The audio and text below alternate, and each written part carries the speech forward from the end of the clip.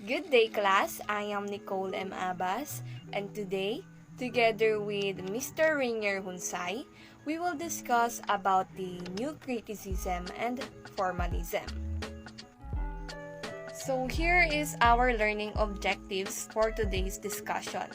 At the end of the lesson, the students must be able to first, identify the elements used in a poem or story.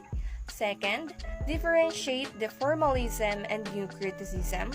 And third, acknowledge the importance of formalism and new criticism to literature today.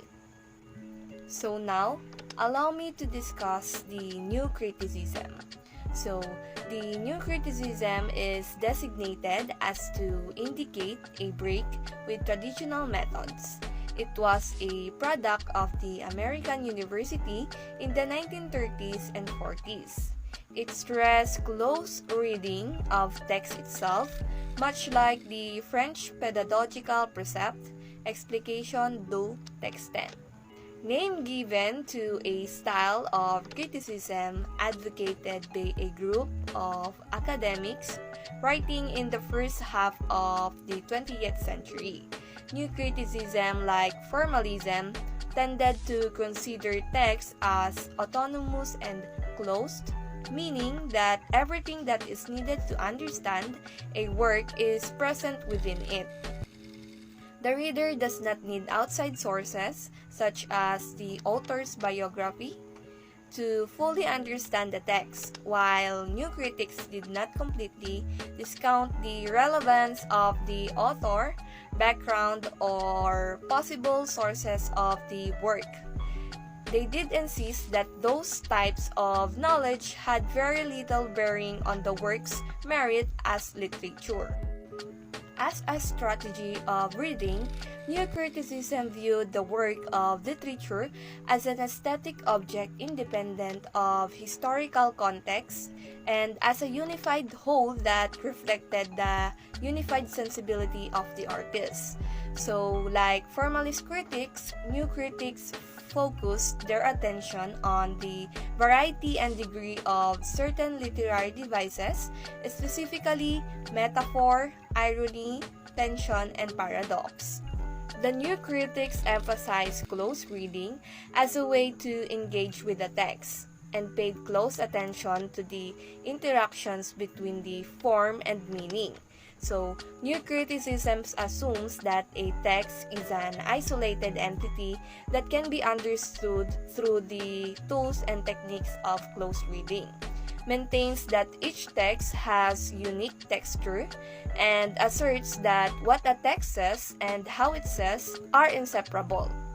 The task of the new critic is to show the way a reader can take the myriad and apparently discordant elements of a text and reconcile or resolve them into a harmonious thematic whole.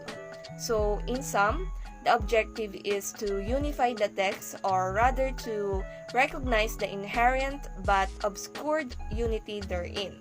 The reader's awareness and attention to the elements of the form of the work means that a text eventually will yield to the analytical scrutiny and interpretative pressure that close reading provides.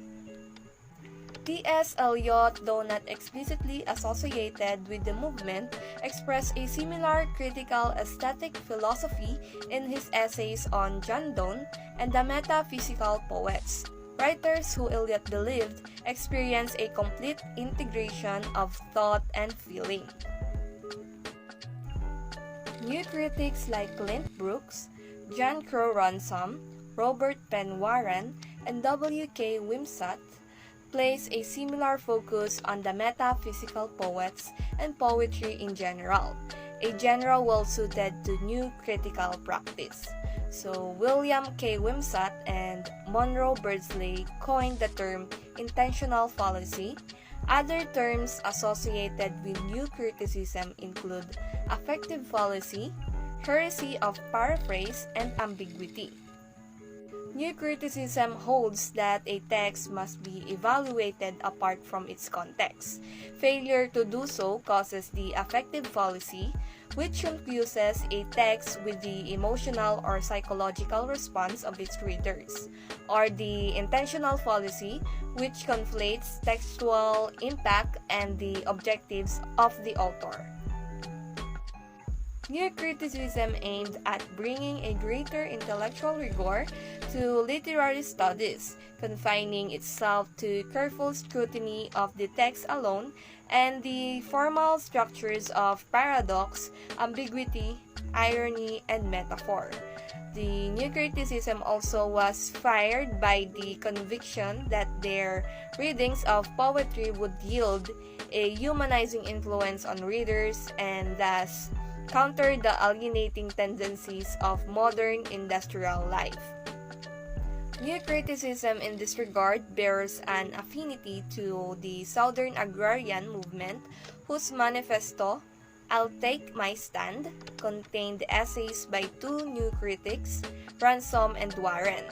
So, perhaps the enduring legacy of new criticism can be found in the college classrooms, in which verbal texture of the poem on the page remains a primary object of literary study.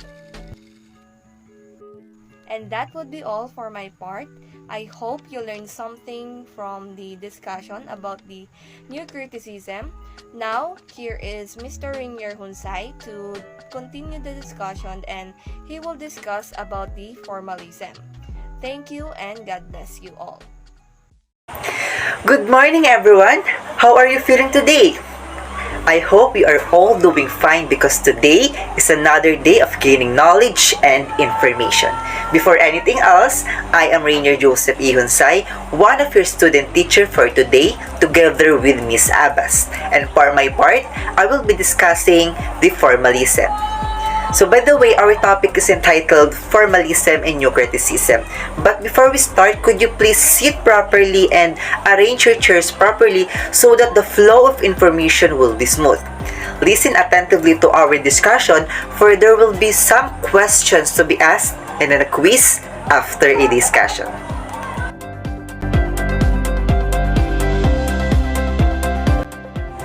Now let us start. So when we say formalism, it is a philosophical doctrine which espouses the idea strictly adhering to a prescribed structural forms of a particular text. So the central argument in formalism revolves around the idea that the form of a work of literature is inherently a part of its context, and that the attempt to separate the two is fallacious. So while it is commonly employed in literary criticism where it focuses more on the structural form of a literary text, so in formalism, the text alone without taking into the account of the context or any outside factors. Formalism also regards literature as a unique form of human knowledge that needs to be examined on its own terms. So all elements of a text are important. All in all, formalism is all about the form over context. For the purpose of analysis, the formalist rejects or simply bracket the ideas such as authorship and societal influence. Instead, the formalists focus more on mode, genre, discourses, and forms. So in an element of a form, it can include the style, structure, tone, imagery, and among others that can be found within the text. So the basic things to look into are the elements of a story or a poem, such as characters, setting, tone, point of view, diction, and others. So by focusing on the literary form and excluding superfluous context, the formalists believe that it would be possible to trace the evolution and development of literary forms, and thus the literature itself. So in formalism, it also talks about on how elements work together. So in formalism, the form is the key, not the context. So let us have a little trivia. So did you know that the formalist movement began in England and eventually adopted by the Americans? Every literary approach has its own pros and cons, and formalism is no different to that. Now, let us talk about the advantages and disadvantages of formalism. The advantages of formalism are: it gives a better understanding of the writer's techniques in writing.